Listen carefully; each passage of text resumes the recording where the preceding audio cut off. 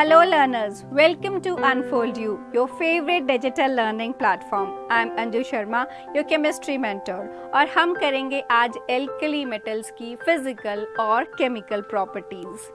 So physical properties से start करते हैं। फिजिकल प्रॉपर्टीज में कहता है जितने भी एल्कली मेटल्स हैं कैसे हैं वो दिखने में, सिल्वरी वाइट हैं, सॉफ्ट हैं और लाइट मेटल्स हैं। इतने सॉफ्ट होते हैं आप नाइफ से कट कर सकते हो इनको।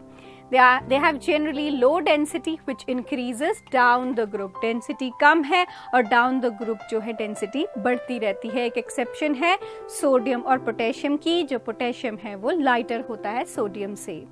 They impart color to an oxidizing flame. This is because the heat from the flame excites the outermost electron to higher energy level. जो हमने किया था फोटो इलेक्ट्रिक इफेक्ट ये शो कर सकता है, क्योंकि लास्ट शेल में जो इलेक्ट्रॉन है वो इजीली एक्साइट हो सकता है।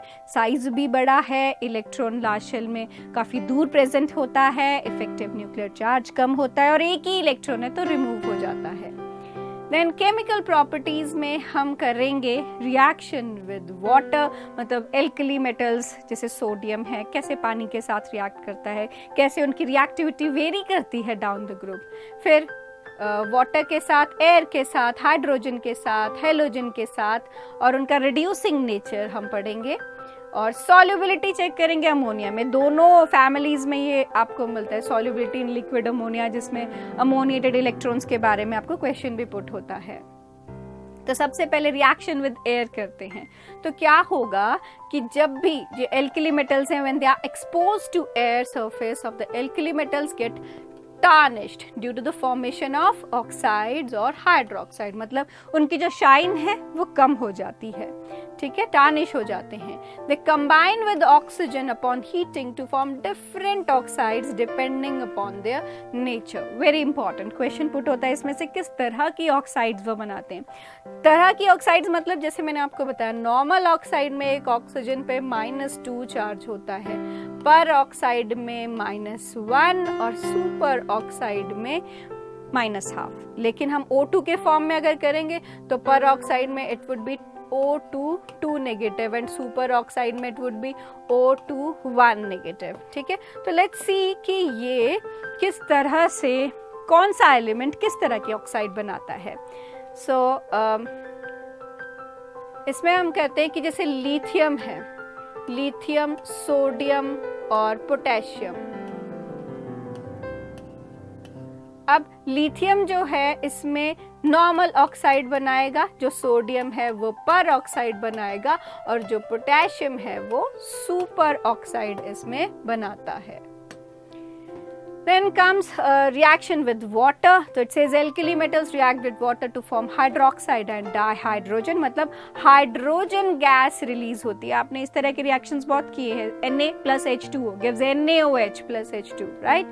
सो एल्कली मेटल्स जो है पानी के साथ बहुत जल्दी रिएक्ट करते हैं। हम इनको पानी में नहीं स्टोर करते, हम इनको केरोसिन में स्टोर करते हैं, ये भी आपने पढ़ा है, because they are highly reactive, ठीक है, एक्सप्लोजिव रिएक्शन रहता है इनका पानी के साथ। और जो ऑक्साइड की हमने बात की थी, देखिए जो लिथियम है Li पे 1 पॉजिटिव, O पे 2 नेगेटिव, क्रॉस करेंगे तो ये बन जाएगा Li2O। This is normal oxide, oxygen पे 2 नेगेटिव। सोडियम इज मेकिंग पर ऑक्साइड हियर Na2O2, इसमें O2 पे -1 आपके पास चार्ज होगा और KO2 पोटेशियम की सुपर ऑक्साइड होगी, O2 पे -2 और O2 पे यहाँ पर सुपर ऑक्साइड में -1 चार्ज होगा। And reactivity with oxygen increases from lithium to caesium. Then is a reaction with hydrogen. So alkali metals combine with hydrogen at about 673 Kelvin, lithium के साथ 1073 Kelvin पे, और ये बनाता है हाइड्राइड्स। हमने पढ़ा था हाइड्रोजन वाले चैप्टर में, हाइड्राइड्स किसको कहते हैं, जब हाइड्रोजन कंबाइन करेगा मेटल्स के साथ, या फिर जैसे सेलाइन हाइड्राइड्स में ग्रुप 1 ग्रुप 2 मेटल्स के साथ करता है, सेलाइन या आयनिक हाइड्राइड्स उनको हम बोलते हैं। इसमें H पे होता है -1 charge. So metal plus H2 gives you 2M positive and H negative, and the ionic character of hydrides increases from lithium to cesium. Then reaction with halogens में alkali metals combine with halogens directly to form metal halides, जैसे कि X2 यहाँ पर किया तो MX type इसमें बन जाएगा, जैसे Na के साथ Cl2 gives you NaCl. They have high melting and boiling points and order of reactivity किसकी ज़्यादा है? जितना स्ट्रॉन्ग आयन होगा उतनी ज़्यादा ऑर्डर ऑफ रिएक्टिविटी रहेगी, तो ये इंक्रीज करता रहेगा from lithium to caesium. So order of reactivity halogens में किसकी ज़्यादा है?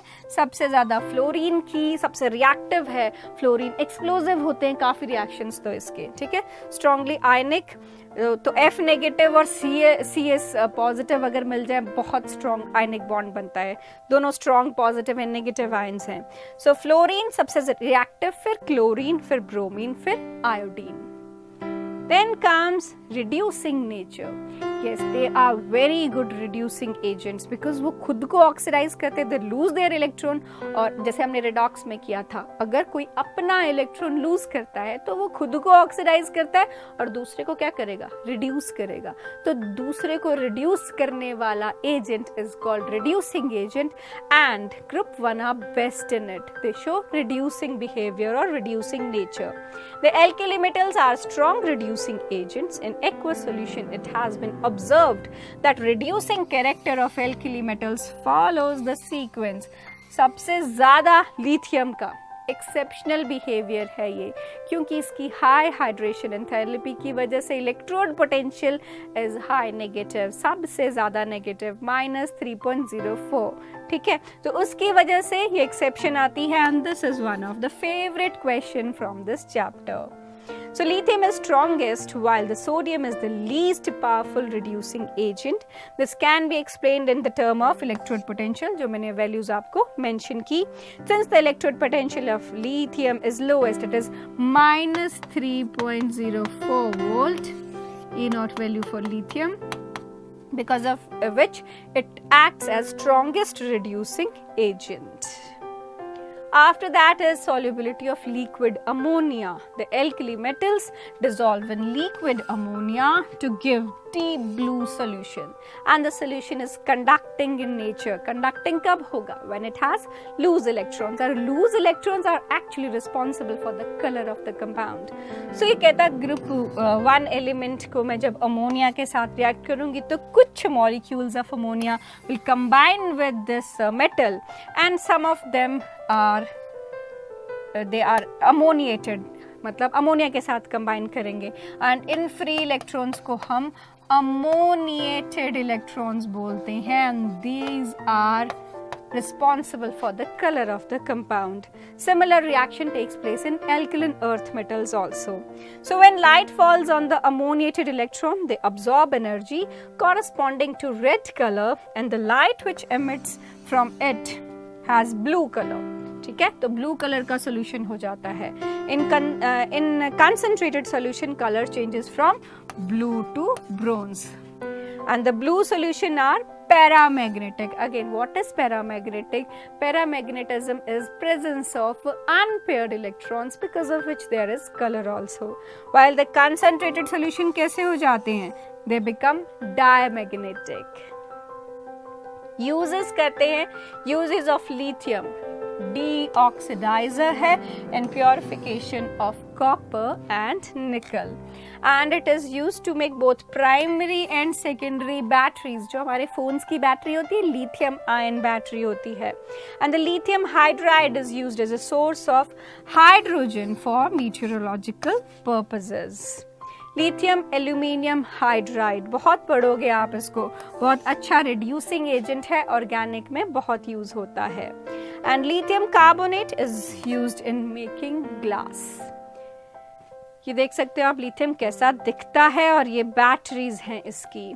फिर आया सोडियम. सोडियम के बारे में कहता है कि अमलगम के फॉर्म में, मतलब जब मर्करी के साथ ही रिएक्ट करता है लैब में, तो उसको हम काफ़ी ऑर्गेनिक कंपाउंड की सिंथेसिस के लिए यूज़ कर सकते हैं.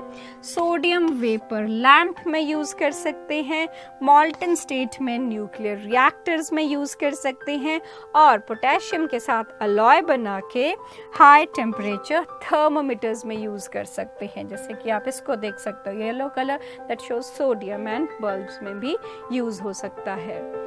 Uses of potassium: salts of potassium are used in fertilizers, then they act as reducing agent। और सीजियम यूज होता है रॉकेट, प्रोपेलेंट और फोटोग्राफिक सेल्स में। तो आप देख सकते हो फर्टिलाइजर्स में जो NPK फर्टिलाइजर स्पेशली आता है, तो K is potassium in that, and nuclear reactors में हम यूज करते हैं सीजियम का। तो ये थे हमारे पास physical and chemical properties of alkali metals.